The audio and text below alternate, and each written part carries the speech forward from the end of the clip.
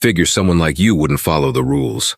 The flight attendant sneered as she grabbed a black teenage girl's backpack, only to toss it in the trash in front of stunned passengers. No warning, no explanation, just hate disguised as authority. But what this smug employee didn't know, that someone like her was the daughter of the airline's CEO. And the moment that girl reached for her phone, careers were about to end. What started as humiliation would spiral into a public reckoning no one saw coming. Buckle up, this story takes off fast, and karma hits even faster. The polished floors of Hartsfield-Jackson Atlanta International Airport, ATL, gleamed under the bright fluorescent lights. It was the height of the summer travel season. A chaotic ballet of hurried passengers, rolling suitcases, and echoing announcements. Among them was 15-year-old Imani Washington, a bright, confident young woman with a sketchbook full of dreams and a heart full of excitement. She was on her way to a prestigious summer art program in New York City, a trip she'd been looking forward to for months. Imani wasn't your average teenager, though she certainly tried to blend in.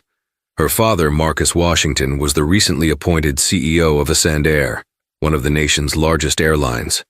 This fact was something Imani rarely disclosed. She preferred to navigate the world on her own merits, without the colossal shadow of her father's influence. Today, she was flying Attendant, not out of familial obligation, but because it was genuinely the most convenient route. Her carry-on bag, a vibrant canvas backpack adorned with her own painted designs and several quirky keychains, held her most precious belongings. Her new tablet, her advanced sketching pencils, a cherished art book gifted by her late grandmother, and a small, worn teddy bear named Gus, a secret companion on all her adventures. It fit perfectly within the airline's specified dimensions, a fact she'd meticulously checked. As she approached Gate B32, she noticed the Attendant flight attendants already preparing for boarding. Two women, one with a warm, welcoming smile, the other with a distinctly sour expression that seemed to deepen whenever a person of color walked by. This latter attendant, whose name tag read Susan, had an air of brittle authority. Her blonde hair was pulled back into a severe bun, and her eyes, the color of pale, washed-out denim, scanned the forming queue with what Imani could only describe as preemptive disapproval. Imani, ever observant, felt a familiar prickle of unease.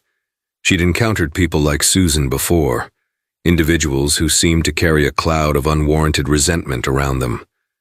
She clutched her backpack strap a little tighter, reminding herself to be polite, to be unremarkable, to simply get to her seat and lose herself in her art. Boarding began with the usual calls for premium passengers and those needing extra assistance. Imani waited patiently for her zone to be called. Susan was positioned at the jet bridge entrance, her voice sharp and clipped as she inspected boarding passes and carry-on luggage. Imani saw her stop an elderly Hispanic woman, making her struggle to fit her clearly compliant bag into the sizer, her tone unnecessarily harsh. Then she waved through a white man with a visibly oversized duffel bag with a cursory nod. The prickle of unease intensified into a knot in Imani's stomach. When Imani's zone was called, she approached Susan, offering a polite, "Good morning." Susan didn't return the greeting. Her eyes flicked from Imani's face down to her colorful backpack, and a sneer tugged at the corner of her lips. "That bag looks too big," she stated, her voice loud enough for nearby passengers to hear. "Oh, I checked the dimensions online and it's fine," Imani replied calmly, though her heart began to beat faster. "It fits the sizer." "We'll be the judge of that," Susan snapped, gesturing imperiously towards the metal bag sizer. "Put it in." Imani had seen Susan let others pass with larger bags, but she didn't argue. She walked to the sizer and with a gentle push, her backpack slid perfectly into the compartment. It was an exact fit, snug but clearly compliant. "See?" Imani said, trying to keep the relief out of her voice. Susan's eyes narrowed. It was clear she hadn't expected it to fit, and the fact that it did seemed to incense her further. She seemed to be searching for another fault. Her gaze fell upon one of the keychains, a small beaded lizard Imani had made herself. "Trinkets looks untidy," Susan muttered under her breath, then louder, "Take it out, we need to keep things moving." Imani carefully retrieved her bag, her cheeks flushing under the scrutiny. She felt the eyes of other passengers on her, a mixture of pity and impatience. She just wanted this interaction to be over. As Imani stepped onto the jet bridge, believing the ordeal was over, Susan followed a step behind her. The other flight attendant, a younger woman with kind eyes whose name tag read Maria, offered Imani a sympathetic glance from her position further down near the aircraft door. "You know," Susan began, her voice dripping with a venom that Imani couldn't quite comprehend, "people like you always try to get away with things, thinking the rules don't apply." Imani stopped and turned, her brow furrowing.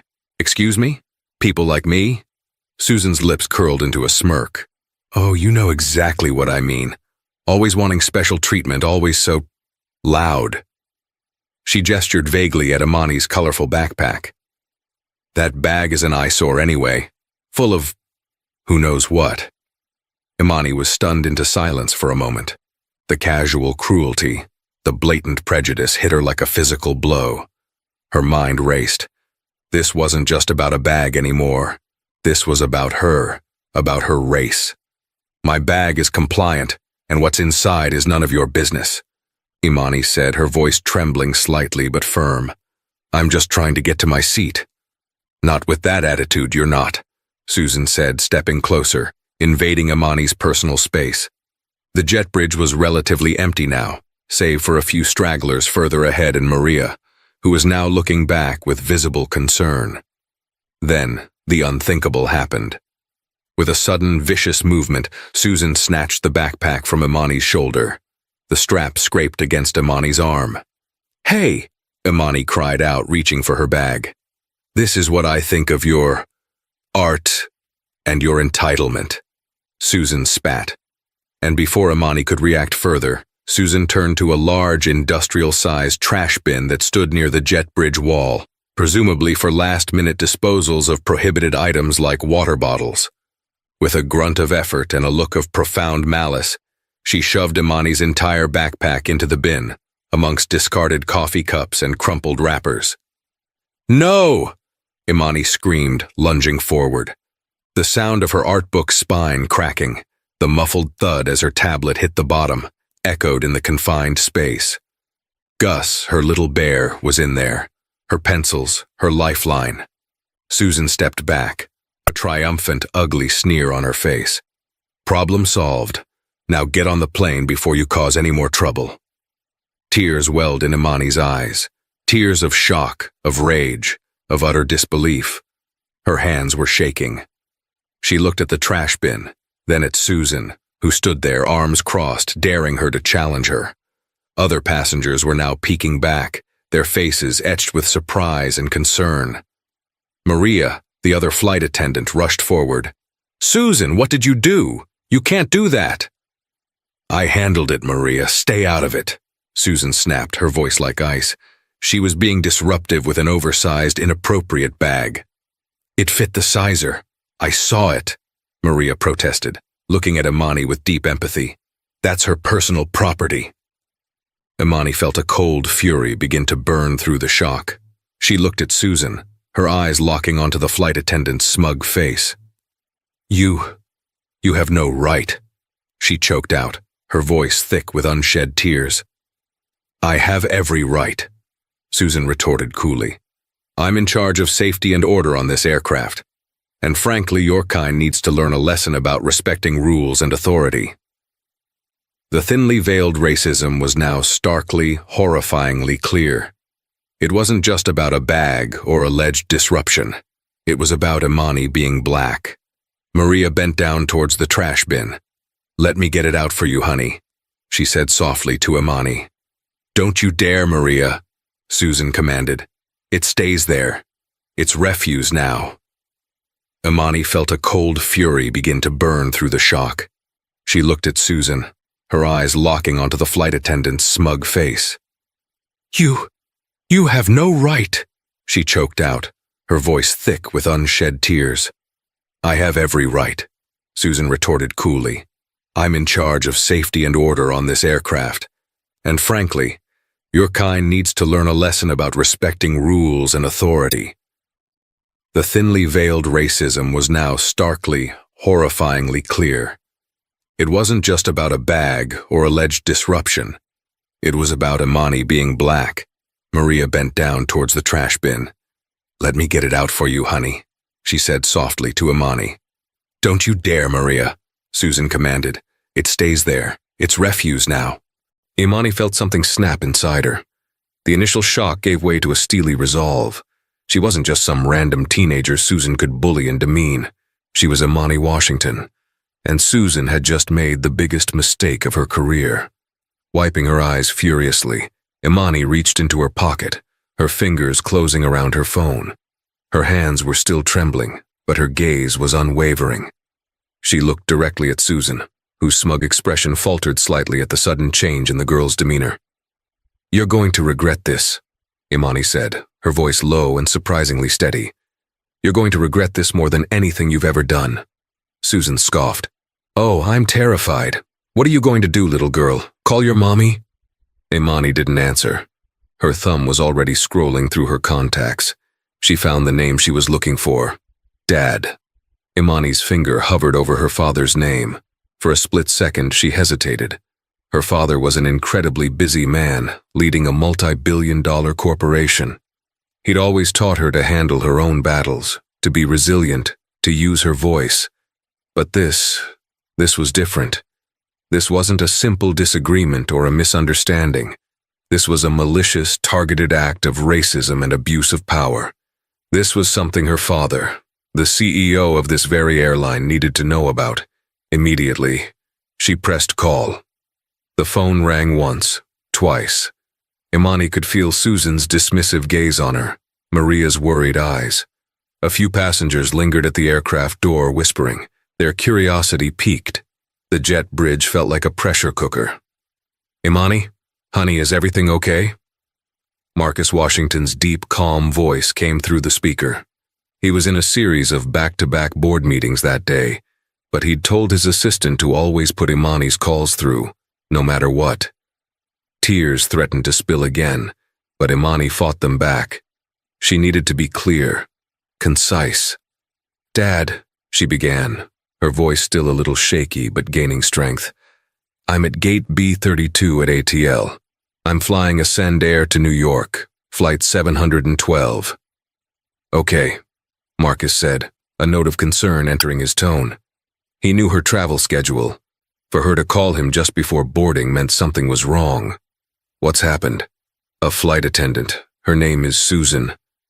Imani took a deep breath, glancing at Susan, who was now watching her with a mixture of annoyance and dawning apprehension. The name Susan seemed to momentarily register something with Maria, whose eyes widened slightly. "She just threw my backpack into a trash can on the jet bridge." "She did what?" The calmness in Marcus's voice was instantly replaced by a sharp, incredulous anger. Imani could almost hear him sitting bolt upright in his chair, miles away in the Ascend Air corporate headquarters. "She said my bag was an eyesore and that people like me always try to break the rules. She said I needed to learn a lesson." Imani's voice cracked on the last sentence, the humiliation and hurt bubbling to the surface. "My tablet, Dad. My art book from Grandma. Everything." A heavy silence followed for a moment on the other end of the line. Imani could picture her father, his face darkening, his mind processing the implications. This wasn't just a customer service issue. This was an attack on his child, fueled by racism, committed by his own employee, on his own airline. "Imani," Marcus said, his voice now dangerously quiet, a tone he reserved for moments of extreme displeasure or crisis. "Is this flight attendant Susan there with you now?" "Yes, Dad. She's right here. She won't let the other flight attendant, Maria, get my bag out of the trash." Susan, hearing her name mentioned again in connection to Dad, let out a nervous laugh. "Oh, please, is your daddy going to come and scold me?" But her bravado was visibly cracking. Her face was paler, her eyes darting nervously between Imani and the phone. "Put me on speaker, Imani," Marcus commanded. Imani fumbled slightly with the phone, her hand still shaking, and activated the speaker. "You're on speaker, Dad." Marcus Washington's voice, amplified by the phone, filled the tense silence of the jet bridge.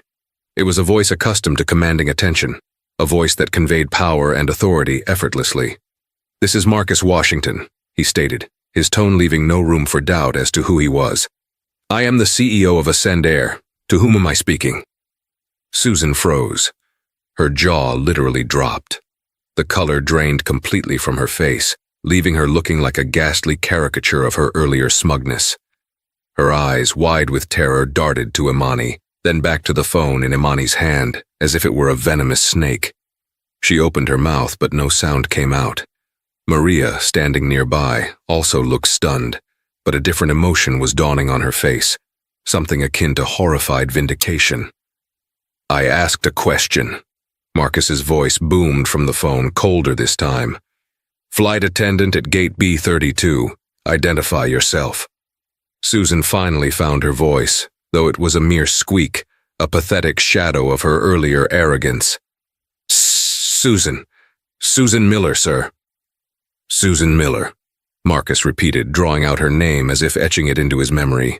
"You are to retrieve Miss Washington's bag from the trash receptacle immediately. You are to inspect it for any damage in her presence and that of your colleague. You are to then apologize to Miss Washington. Not a perfunctory apology, Miss Miller, but a sincere one, though frankly I doubt you have it in you." His voice was laced with controlled fury.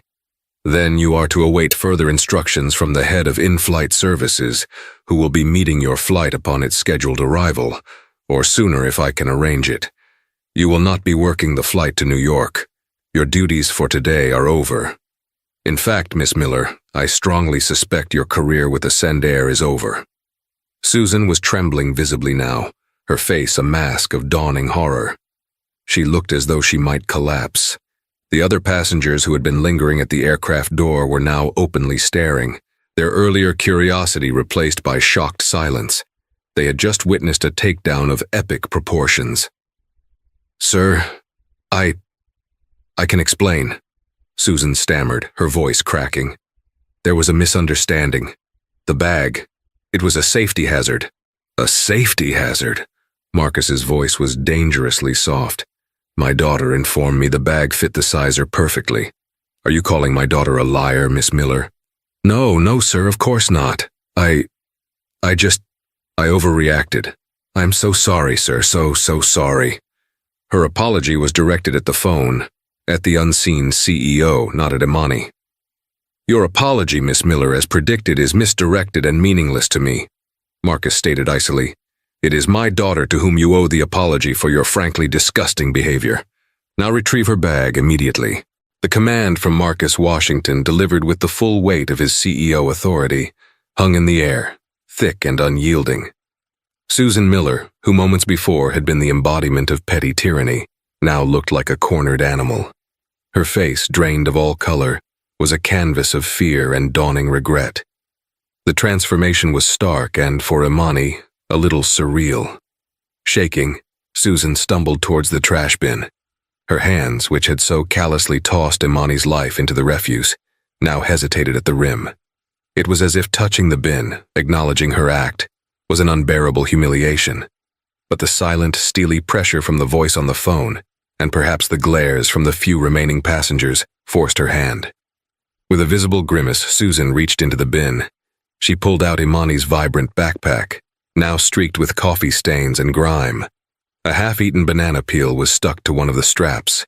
The sight sent a fresh wave of nausea and anger through Imani. Her beautiful bag, her personal expression, defiled. Susan held the bag gingerly, as if it were contaminated, and offered it to Imani with a trembling hand. "Here," she mumbled, her eyes downcast, unable to meet Imani's gaze. Imani took her backpack, her heart sinking as she felt a damp patch on the bottom, and heard a faint, ominous rattle from within. Gus, her little bear, was peeking out from a partially unzipped compartment, his fur matted with something sticky. "Inspect your belongings, Imani," Marcus's voice instructed calmly from the phone. "Maria, please assist her." Maria, who had been watching the scene unfold with a mixture of shock and what looked like relief, stepped forward quickly. "Of course, sir. Right away." She gently guided Imani to a slightly cleaner spot on the jet bridge floor. "Let's see what we have here, sweetie." Together they carefully opened the backpack. The first casualty was obvious: Imani's beloved art book, a rare edition gifted by her grandmother. The cover was bent and a dark coffee stain was already seeping into the pages. Imani's breath hitched. Inside, her sketchbook had suffered a similar fate, some of the pages warped and stained.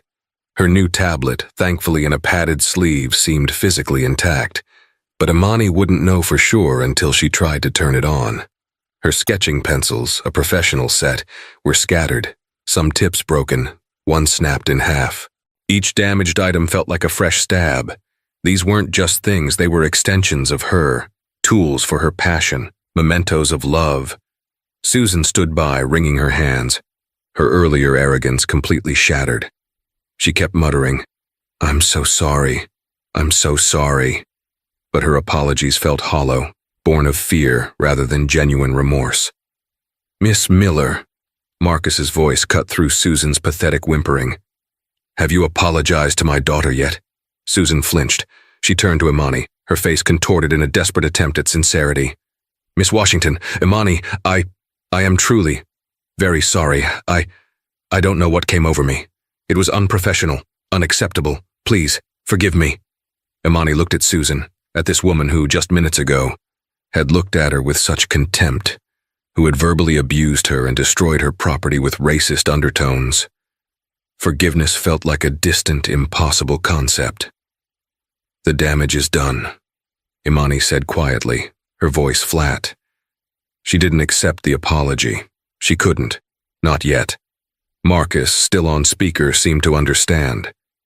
"Maria," he said, his voice slightly softer, "can you please escort Imani onto the aircraft? Find her a comfortable seat, perhaps in first class if there's availability. Ensure she has everything she needs. I want you to personally attend to her for the duration of the flight if she chooses to travel today. Another crew will be meeting the aircraft at the gate to take over from Miss Miller." "Yes, Mr. Washington. Absolutely," Maria replied, her voice full of warmth and efficiency. She helped Imani gather her damaged belongings. "And Maria," Marcus added, "thank you for your decency. It has been noted." Maria blushed slightly. "Just doing my job, sir." As Maria helped Imani towards the aircraft door, Susan remained frozen on the jet bridge, the discarded banana peel still clinging to the strap of the now empty trash bin beside her. She looked utterly broken. The other passengers who had witnessed the drama began to board, whispering amongst themselves, casting curious and disdainful glances at Susan. Her career, built over years, had publicly imploded in a matter of minutes. The captain of the flight, a stern-looking man with silver hair, had been alerted by the commotion and was now standing at the aircraft door. Maria quickly and discreetly explained the situation to him. The captain's eyes hardened as he listened, his gaze flicking towards Susan on the jet bridge with profound disapproval. He then turned to Imani with a concerned expression. "Young lady, I am Captain Evans. On behalf of Attendant, I am deeply sorry for what you just experienced. Please come aboard. We'll take care of you."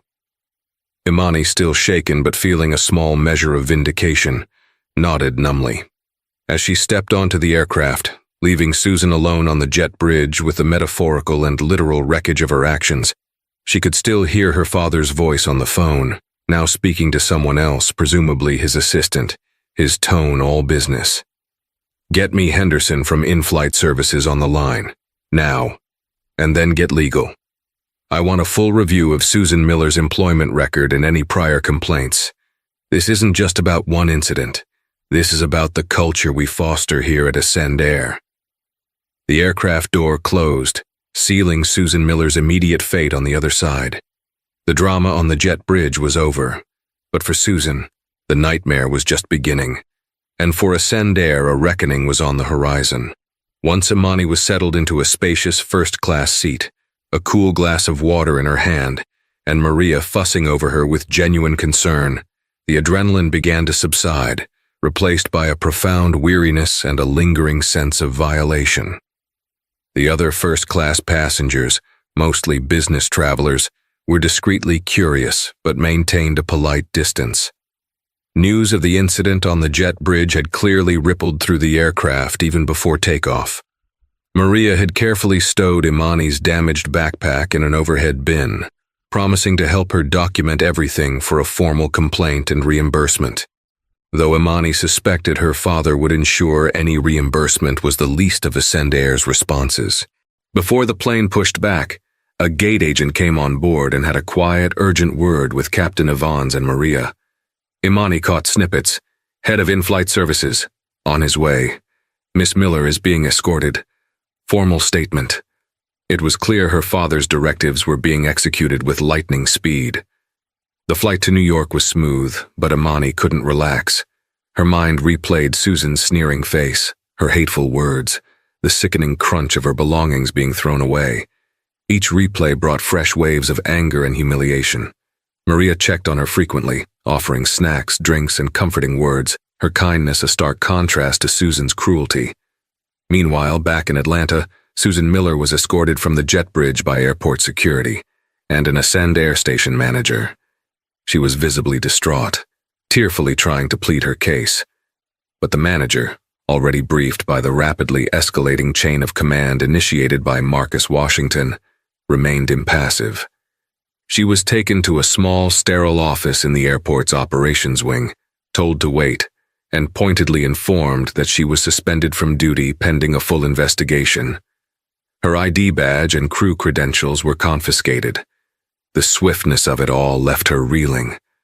Marcus Washington, back at the Ascendair corporate tower, was a whirlwind of controlled fury. He immediately convened an emergency meeting with his top executives: Sarah Chen, head of in-flight services, David Lee, chief legal officer, and Rebecca Holloway, head of human resources. What happened today on Flight 712 is not just a customer service failure, Marcus began, his voice dangerously calm as he recounted Imani's experience. It is a catastrophic betrayal of our values, an act of blatant racism, and an assault on a child. My child, as it happens. But that fact only serves to bring it to my immediate attention. This could have been anyone's child. Any passenger. Sarah Chen, a veteran of the airline industry, looked aghast. Marcus, I am horrified. I've already pulled Susan Miller's file. She's been with us for 12 years. There are a few passenger complaints over the years. Rudeness, abruptness. Nothing that explicitly screamed racism before, but looking back at them now, through this lens. Some of the descriptions of her behavior towards certain passengers. It's possible we missed a pattern. Possible? Marcus interjected, his eyebrow raised. Or convenient to overlook as isolated incidents of a bad day? Rebecca Holloway from HR shifted uncomfortably. Our review processes are robust, Marcus, but subconscious bias can be difficult to definitively prove without explicit statements or multiple corroborated accounts. Well, we have an explicit account now, David Lee, the legal counsel, stated grimly, and a highly credible witness in Imani, not to mention the other flight attendant, Maria, who witnessed it and by all accounts behaved admirably. I want a full, unvarnished investigation into Miller's conduct, not just today, but her entire tenure, Marcus ordered. Pull every passenger comment card, every internal report, every peer review. I want to know if this was an aberration or a pattern we failed to address. David, what are our immediate options regarding her employment? Given the severity of the incident, the clear abuse of a passenger, and the potential reputational damage, we have strong grounds for immediate termination for gross misconduct, pending the outcome of a swift, thorough investigation, David replied. The fact that the victim is your daughter will inevitably lead to claims of bias from Miller's side if she fights it, but the core facts of her actions, destroying property, the verbal abuse witnessed by another crew member, are damning enough on their own. Good, Marcus said. Sarah, I want you to personally interview Maria, commend her for her actions, and ensure she understands she has the full support of this company. We need employees like her. As for Miller, I want a message sent loud and clear. This type of behavior is not just unacceptable. It is anathema to everything Ascend stands for. We will root it out, and we will be ruthless in doing so." He paused, his gaze sweeping over his team. "This investigation isn't just about Susan Miller. It's about our culture. Are we truly fostering an environment of respect and inclusivity? Or are there pockets of bigotry we've allowed to fester? I expect honest answers, and I expect them soon." When Imani's flight landed at LaGuardia Airport in New York, she was met at the gate not just by the driver her father had arranged, but also by a senior Ascend Air executive from the New York office, Miss Evans, the regional head of in-flight services. Miss Evans was professional, deeply apologetic, and efficient. She had already arranged for a brand new replacement tablet and a gift card to a high-end art supply store, far exceeding the value of Imani's damaged items. "Imani," Miss Evans said gently, "on behalf of Ascend Air, and personally, I am so profoundly sorry for what you endured today. There is no excuse for it. Your father has been in constant contact, and we are taking this with the utmost seriousness." Imani, tired but appreciative of Miss Evans's sincerity, nodded. "Thank you. What will happen to her?" Miss Evans hesitated. "There's a formal investigation underway, but I can assure you her actions will have severe consequences. She will not be flying for Ascend Air again." That evening, Susan Miller sat in her lonely Atlanta apartment, the reality of her situation crashing down on her. Her phone had been buzzing with calls from her union representative, who sounded grim, and a few nervous colleagues who had heard rumors. She had tried to craft a narrative in her head. The girl was rude, the bag was a hazard, it was a stressful day. But the image of Marcus Washington's daughter, the sound of his voice, a CEO's voice, promising the end of her career, kept shattering her flimsy justifications. The initial investigation moved with unprecedented speed. Maria's testimony was crucial. She recounted Susan's history of cranky behavior, her often sharp tongue, and, importantly, a pattern of complaining more frequently about passengers of color, often using coded language. Other crew members, when interviewed and assured of anonymity and protection from retaliation, began to corroborate. Stories emerged of Susan making black passengers gate-check perfectly compliant bags while letting white passengers with larger bags pass, of her using a condescending tone primarily with minority travelers, of her muttering disparaging comments under her breath. It was a pattern, all right. A pattern of microaggressions and sometimes overt aggressions that had largely gone unchecked, dismissed as Susan being Susan, until she picked the wrong passenger on the wrong day. The days following the incident were a blur of internal reviews, legal consultations, and HR meetings for Ascend Air. For Susan Miller, they were a descent into a personal hell. The initial suspension quickly turned into a formal notification of impending termination, citing gross misconduct, destruction of passenger property, and behavior bringing the company into disrepute. Her union representative, a weary man named Tom Novak, did his best, but the evidence was overwhelming. Maria's detailed statement, corroborated by snippets from other crew members who were now emboldened by the CEO's personal involvement, more willing to speak up about Susan's long-standing attitude problem, painted a damning picture.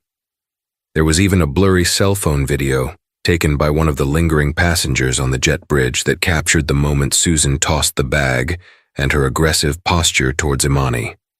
It hadn't gone viral yet, but its existence was another nail in Susan's coffin. Susan, however, was not one to go down without a fight, or so she thought. Fueled by a potent cocktail of panic, self-pity, and a refusal to accept the totality of her responsibility, she decided on a new tactic: victimhood. She contacted a brash, media-hungry lawyer, one known for taking on wrongful termination cases with a lot of noise. Together, they concocted a narrative. Susan Miller, a dedicated, long-serving flight attendant, was being made a scapegoat by a powerful CEO to protect his privileged, unruly daughter. They alleged that Imani had been verbally abusive first, that her bag was a safety hazard, and that Susan's actions, while perhaps a momentary lapse in judgment under extreme stress, were being blown wildly out of proportion. They threatened a lawsuit, alleging defamation and wrongful termination, and hinted at going to the press with a story of corporate bullying. Her lawyer even arranged an interview for Susan with a controversial online talk show host known for stoking culture war grievances. On the show, Susan, tearfully recounting her version of events, painted herself as a victim of cancel culture and reverse discrimination. She carefully omitted the racist undertones of her comments to Imani, focusing instead on the unfairness of a powerful man destroying her life over a minor disagreement with his child. "They're trying to ruin me," Susan lamented to the sympathetic host, dabbing her eyes. 12 years of loyal service, and this is how it ends? Because I tried to enforce a safety rule with the CEO's daughter? Is this the world we live in now, where powerful elites can just crush the little people? This move was a colossal miscalculation. Marcus Washington and Attendant's legal team were prepared. They had meticulously documented everything: Imani's calm testimony, Maria's detailed account of Susan's aggression and racist remarks. People like you, your kind. The state of Imani's damaged belongings, and the emerging pattern of prior complaints against Susan that, while previously not forming a definitive picture, now looked damningly consistent with bias. When Susan's media offensive began, Attendant responded not with a war of words, but with cold, hard facts. They issued a carefully worded statement. Attendant is committed to providing a safe and respectful environment for all passengers and employees. An incident occurred on Flight 712 involving a now former employee, Miss Susan Miller, whose conduct was found to be in severe violation of company policy, our core values, and basic standards of decency. This included the unwarranted destruction of a passenger's personal property and verbal abuse. A thorough investigation, which included multiple eyewitness accounts and a review of the former employee's service record, confirmed the severity of the misconduct. Attendant stands by its decision and will vigorously defend against any baseless claims. We do not tolerate discrimination or abuse in any form. The twist, however, came not just from Attendant's corporate response, but from the public itself. Imani, though she had no desire for public attention, had spoken to her father about Susan's racist comments, the people like you and your kind remarks. While Attendant's official statement avoided explicit public accusations of racism to prevent escalating a messy legal battle into even uglier territory, preferring to keep that for court if necessary, the information was part of the internal findings. What Susan hadn't counted on were other victims. Her tearful performance on the online talk show meant to garner sympathy, had the opposite effect on a number of people who had previously encountered her. A black businessman, Dr. Charles Baylor, who had flown Attendant frequently, saw a clip of the interview. He remembered Susan Miller. He remembered her condescending tone, how she'd meticulously scrutinized his family's carry-on luggage a year prior, making them gate-check bags that were clearly compliant, while waving through white passengers with similar or larger items. At the time, he'd been angry but had let it go, too tired to file a formal complaint that he felt would go nowhere. Now, seeing her play the victim, he felt a surge of indignation. He wrote a detailed post on a popular frequent flyer forum, recounting his own experience with Susan Miller and questioning her claims of innocence. His post was measured, factual, and resonated with others. Soon, more stories began to surface online. A Latina woman shared how Susan had mocked her accent. An Asian couple described being rudely dismissed by her when they asked for assistance. None of these incidents in isolation had been enough to trigger major disciplinary action, often lost in the sea of daily airline operations. But together, they formed a clear, undeniable pattern that corroborated Maria's testimony and Imani's experience. The passenger who had taken the cell phone video of Susan throwing Imani's bag into the trash, a quiet college student named Kevin, saw Susan's interview and felt disgusted by her dishonesty. He hadn't known who Imani was, only that he'd witnessed an injustice. He decided to upload his video to YouTube, not for clicks, but for truth. The video, though a little blurry, was clear enough. Susan's aggressive action, Imani's distress, the bag disappearing into the bin. It directly contradicted Susan's tearful, sanitized version of events. The video, titled "Flight Attendant Trashes Girl's Bag," raw footage, started to gain traction, shared across social media platforms. It was the visual proof that shattered Susan Miller's carefully constructed facade of victimhood. Susan Miller's attempt to reframe herself as a martyr backfired spectacularly. The online testimonials from other passengers who had suffered her prejudiced behavior, coupled with the undeniable visual evidence of Kevin's video, painted a picture of a woman who wasn't a victim of circumstance but a perpetrator of repeated misconduct. Her media offensive crumbled.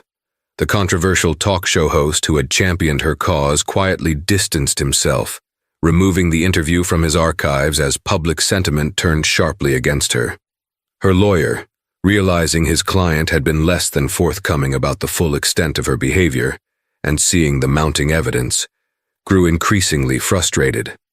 The threatened lawsuit against Attendant began to look less like a viable case and more like a fast track to professional embarrassment. He advised Susan to drop the suit and try to salvage what little reputation she had left by disappearing from the public eye. But the damage was already done. Attendant's legal team, armed with the growing dossier of complaints and the viral video, felt no need to settle or negotiate. They had been prepared to fight, but Susan's public self-destruction made their job easier. They simply stood by their findings and their decision. The hard karma for Susan Miller wasn't just the loss of her job at Attendant, it was the comprehensive dismantling of her career and public image. The airline industry, while large, is also surprisingly interconnected, especially within the flight attendant community. News of the incident, the CEO's involvement, and Susan's subsequent disastrous media campaign spread like wildfire. The video of her throwing the bag became an infamous piece of footage. Other airlines, even regional carriers, became wary. Background checks and reference requests would inevitably lead back to Attendant, and while companies are careful about what they say about former employees, the circumstances of her departure would be a massive red flag. No airline wanted to hire a flight attendant who was now the public face of unprofessional conduct and alleged racism, especially one who had mishandled a situation so badly it reached the CEO and went viral. Her flight attendant wings were effectively permanently clipped. Her wrongful termination suit, as predicted by her increasingly reluctant lawyer, was dead on arrival. Attendant had meticulously followed due process. The evidence of her misconduct was overwhelming. Her lawyer eventually dropped her as a client when she refused to accept the futility of her case and continued to insist she was the wronged party, even against the mountain of evidence. She was left with significant legal bills and no recourse. The internet had a long memory. While the initial furor eventually died down, searching her name online would forever bring up news articles, forum discussions, and of course the video. She became a minor internet villain, a cautionary tale. Locally in Atlanta, people recognized her. Whispers followed her in the grocery store. Former colleagues, even those who had once been friendly, now avoided her. The shame was a constant gnawing companion. Without a job and with her industry prospects decimated, Susan faced severe financial hardship. The lifestyle she had been accustomed to, funded by 12 years of steady employment as a flight attendant with good benefits, crumbled. She had to downsize her apartment, sell her car, and struggled to find any employment that paid a comparable wage. Her skills were specific to an industry that no longer wanted her, and her notoriety made even general customer service jobs difficult to obtain. Potential employers would Google her name, see the stories, and quietly choose other candidates. The hard karma was the slow, grinding realization that her actions had irrevocably destroyed her professional life and future security. Perhaps the most profound karma was internal. While Susan had tried to externalize blame, the sheer weight of public condemnation, the irrefutable evidence of her own behavior captured on video, and the chorus of past victims eventually forced some level of introspection, however unwelcome. The confident, dismissive sneer she had worn so easily was replaced by the haunted look of someone who has seen their worst self reflected back at them by the entire world and can no longer deny it. She had prided herself on her authority, her control. Now she had none. Her life was no longer her own, overshadowed by one catastrophic, hate-fueled decision. Imani, shielded by her family and focusing on her art program, was largely insulated from the public fallout of Susan's implosion. Her father ensured she knew that justice was being served, not just for her, but for the principle of respect and dignity that Susan had so casually violated. He was more concerned with the systemic changes needed within Attendant than with reveling in Susan Miller's downfall, though he made no secret of his satisfaction that her actions had met with appropriate consequences. The pilot, Captain Evans, and Maria, the kind flight attendant, were both formally commended by Attendant. Maria, in particular, received a special citation for her courage and integrity. She became an internal champion for improved customer service training, focusing on de-escalation and cultural sensitivity. Kevin, the student who posted the video, received a thank you note from Marcus Washington himself, along with a generous travel voucher, though Kevin insisted he didn't want any reward. He was just glad he could help expose the truth. Susan Miller's career didn't just end. It was obliterated by her own hand, a hard lesson in how quickly prejudice and cruelty can unravel a life. The universe, sometimes with a little help from a determined CEO and the digital eyes of the public, has a way of ensuring that karma isn't just a concept, but a palpable force. The Susan Miller incident sent shockwaves through Attendant, far beyond the immediate disciplinary action. For Marcus Washington, it was a harsh spotlight on potential systemic failings he was now determined to address. His daughter's traumatic experience had personalized the issue, but his responsibility as CEO was to ensure such an event was an aberration, not a symptom of a deeper malaise within the company culture. In the weeks and months that followed, Marcus spearheaded a comprehensive review of Attendant's policies, training programs, and complaint handling procedures. He didn't just want to punish one errant employee, he wanted to transform the airline. "This isn't just about firing one person," Marcus declared in a company-wide town hall, streamed to employees across the globe. "This is about who we are and who we aspire to be. Attendant must be a place where every single passenger and every single employee feels respected, valued, and safe. Prejudice in any form has no altitude here. It will not be tolerated. Period." Several key initiatives were launched. Enhanced training, mandatory diversity, equity, and inclusion (DEI) training was revamped and rolled out for all employees, from gate agents to pilots, from baggage handlers to executives. This wasn't just a checkbox exercise. It involved interactive workshops, real-life scenarios, including carefully anonymized elements of Imani's experience, and modules on unconscious bias and de-escalation techniques specifically tailored to customer-facing roles. Maria was invited to share her perspective in developing some of these training modules, focusing on proactive intervention and support for colleagues and passengers. Complaint system overhaul. The system for lodging and investigating passenger and employee complaints was made more transparent, accessible, and robust. An independent ombudsman office was established to review sensitive cases, ensuring impartiality. Marcus insisted on a no retaliation policy for those who reported misconduct, a policy that was communicated widely and enforced strictly. They also implemented better tracking of complaints to identify patterns of behavior in employees before they escalated to the level of the Susan Miller incident. Cultural audit. An external firm was brought in to conduct a cultural audit of the company, identifying areas where inclusivity could be improved and where biases might still exist, however subtly.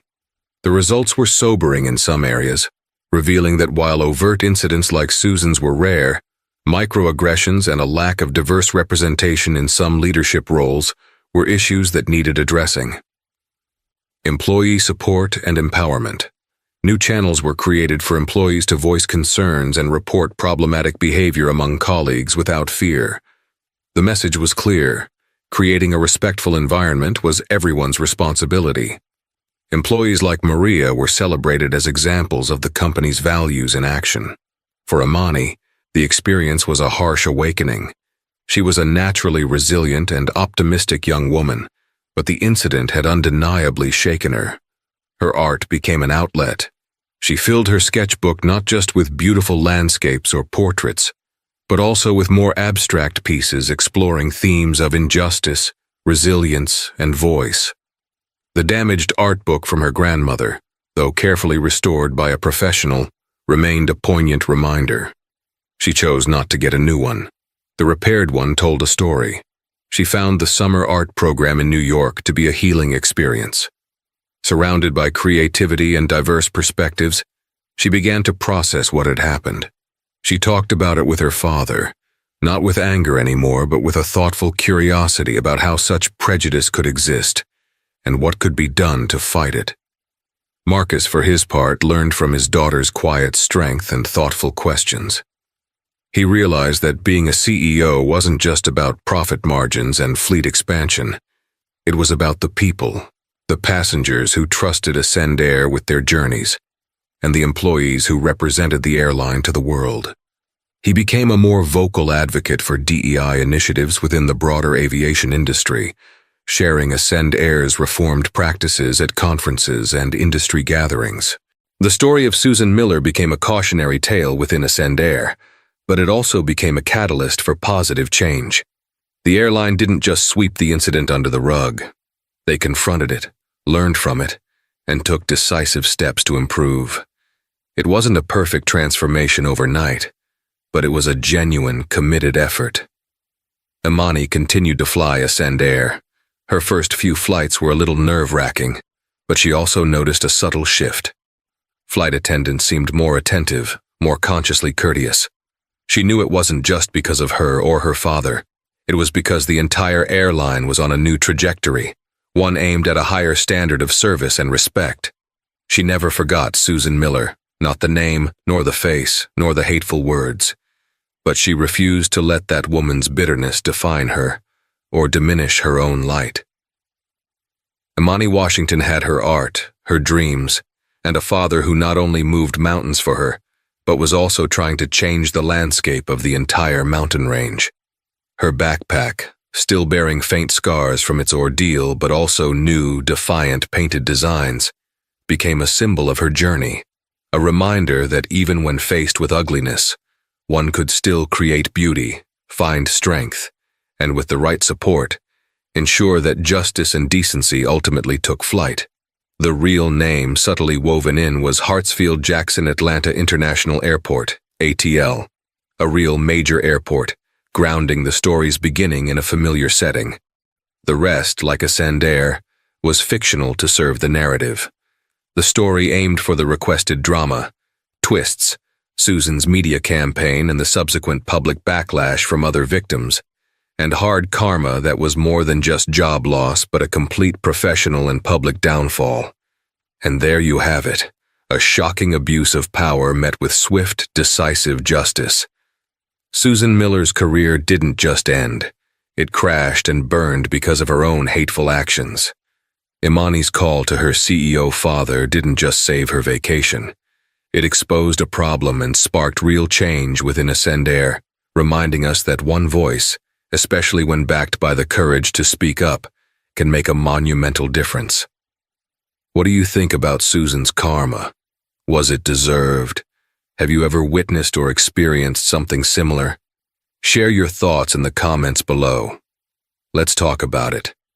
If this story resonated with you, please give this video a thumbs up, share it with your friends, and don't forget to subscribe and hit that notification bell so you don't miss our next dive into dramatic tales of justice and karma.